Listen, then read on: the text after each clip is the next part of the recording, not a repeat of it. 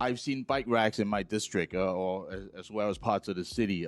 Quite often, yes, private bikes occupy them. That's fine, but they're also occupied by food delivery trucks, like those with big thermal packs, tied to the backs, and quite often they're left there like days at a time. I don't see a system where DOT handle abandoned bikes. The bikes there were clearly left there months at a time, with missing parts, just the frame, or just the wheel, So DOT needs to have a system to clear out those bikes that were clearly abandoned. Can you talk? Is there such a program? Please talk about it. Yes, thank you, Council Member. I agree. It's valuable space, and we don't want people occupying bike racks with derelict bikes for weeks or months on end.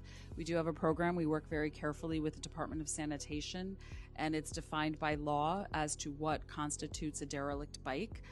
It's a certain number of pieces, basically, that are broken, missing, that sort of thing. So if you have any locations for us, we're happy to follow up and report back to you exactly on what we found and what we can do there. The conditions vary, like sometimes just the frame there. Correct. Or sometimes just the wheel, but you have to get rid of it. You have to keep Can't up with just them. leave it there. Correct. Yeah. Okay.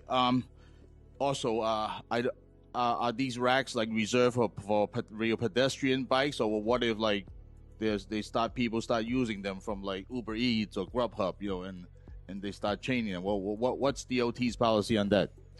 Yep. So they're public bike racks. So basically, anybody is free to lock their bikes there, with no time limit, right? as long as if it doesn't become derelict the way it's defined in the law. Yeah, but they can leave them there days, right? As long as the bike's in good condition, they can.